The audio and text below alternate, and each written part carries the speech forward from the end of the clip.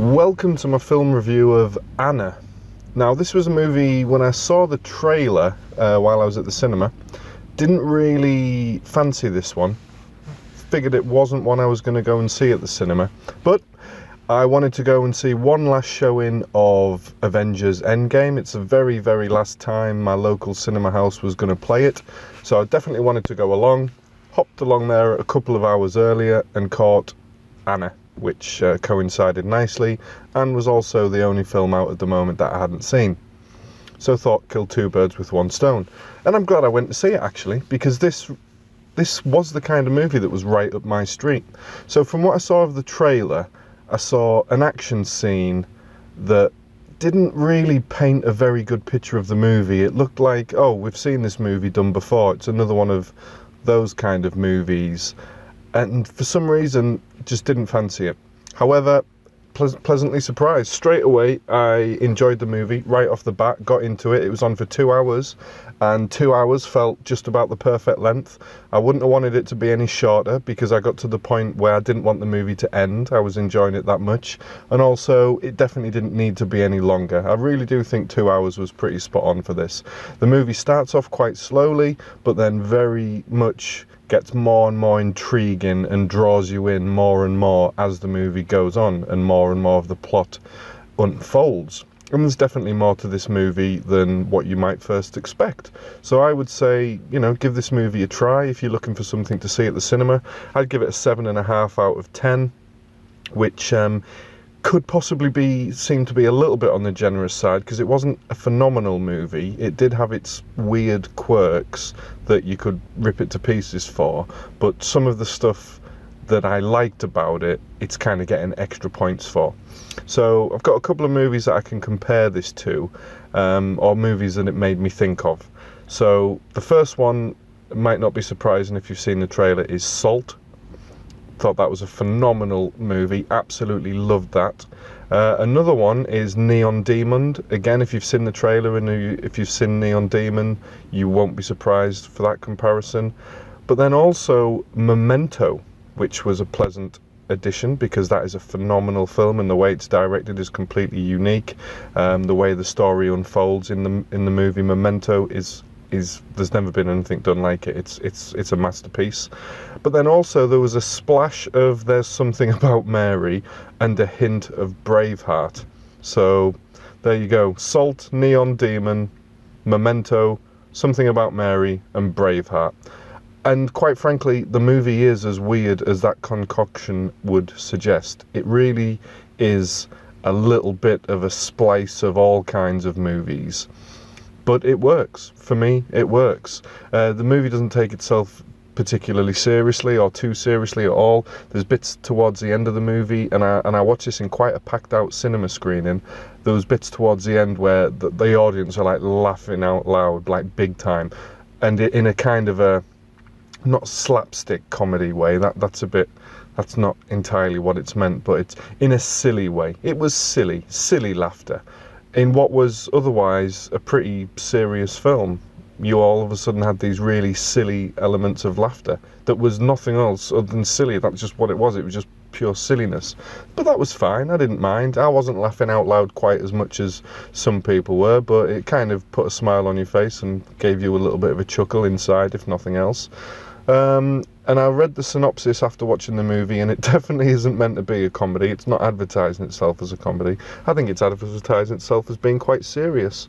And this is a story about a girl, obviously the main character, and she is discovering, she's on a journey of finding stuff out about herself. And she's also got very difficult times to overcome as well. The beginning of the film, there's some quite powerful scenes, some very powerful scenes that may resonate with a lot of people, that you can possibly relate to if you've been through tough times yourself. And that was quite hard hitting, but also it was nice to see depicted in a movie because, I've not seen many movies that tackle these kind of issues. So it had some very serious subject matter at the heart of it. And I enjoyed that, and I particularly enjoyed her going on her journey of discovery, finding out, well, it's not just her finding out about herself, but we as the audience are finding out about her, Anna. who is this girl? What's the crack with her?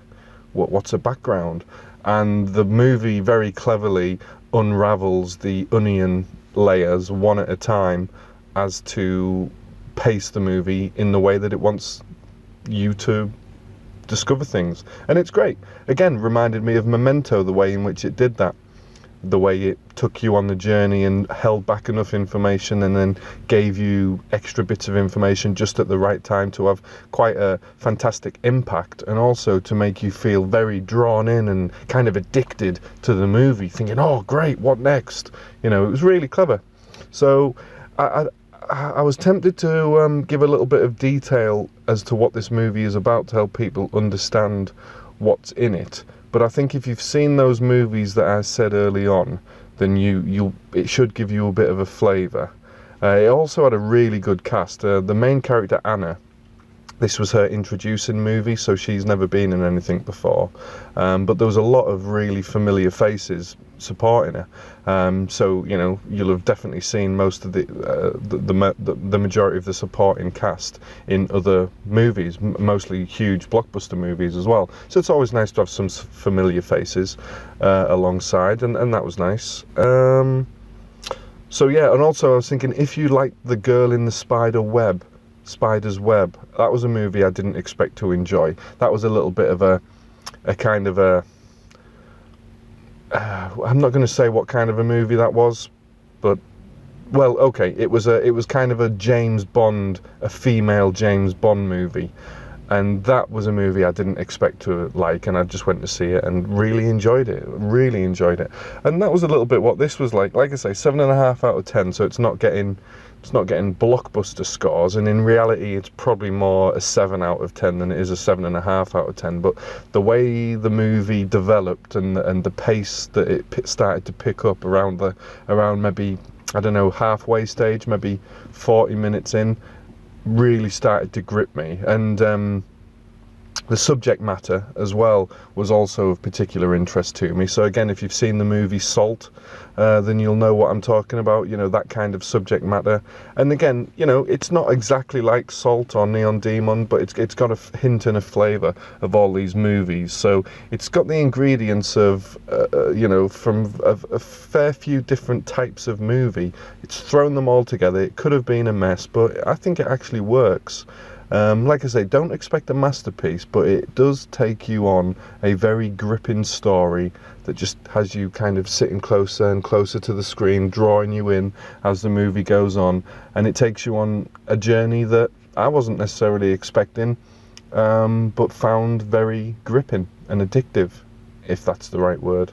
So yeah, I think this is definitely a movie worth checking out. In all fairness, if you don't see it at the cinema, I don't think it's going to be, you know, a great deal of a different experience watching it on your TV at home. It doesn't have phenomenal special effects or anything, but it's definitely worth seeing at the cinema if, like me, you love going to the movies as often as possible to see a movie the best possible way on the big screen. So if that's how you feel about movies, and you know, you just look to go and see as many movies as possible, definitely put this on your list. Otherwise, definitely see it on a buy one get one free day when you can see it cheap. Yeah, I wouldn't necessarily encourage you to go along and pay full £10 on a weekend, because, you know, it's not one of those must-see movies at the cinema, and £10's a lot of money. But definitely, if you can see it on the cheap, or if you've got your Cineworld card like me and you can go to as many movies as you want, yeah, definitely give this one a blast while it's out. Definitely worth a watch. Really enjoyed it, and it surprised me, actually. So I think this is a movie that will probably surprise you. It might surprise you how much you like it. It might even surprise you the journey it takes you on. Bearing in mind, when I saw the advert, I only really remember one scene from the trailer, and it was an action scene, you know, quite a high, intense action scene, if you know what I mean. But I would recommend, don't watch the trailers. I always recommend that. Don't just listen to my reviews. I'll let you know whether or not it's worth seeing. And I'm also just going to summarise at the end here. So that's pretty much the end of the review, but if you're wanting to find out a little bit more of what this involves, I'm just going to cover a little bit more detail now. So thanks for listening, those that don't want to know anything. And for those that do, I'm going to elaborate on what I meant by those references to those particular movies. So, Neon Demon, it's got a hint of modelling. So it gives you a hint of because not many people have seen Neon Demon, it takes you on a hint, on a journey inside the scene of female models. You know, that's a part of the movie. Modelling and the career path. Also Salt, that is to do with Russia and Russian agents, shall we say. So if you like the idea of watching a movie that's to do with Russian agents, you know, CIA or KGB, isn't it, the Russian version? Then again, this is a movie that you're going to love if you like that kind of thing. Well, any movie, to be honest, that's to do with Russia, I'm quite interested in. And it's quite a historical take. It's back in the days of the KGB. So it was set in 1985 originally.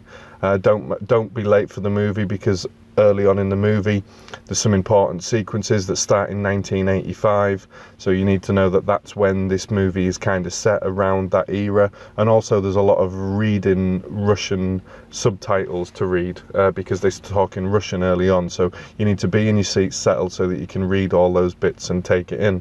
And then regarding the memento bit, it's because the story goes forward and back in time, to elaborate and develop different parts of stories in the time that the director thinks is most beneficial, to give you the most thrill and suspense.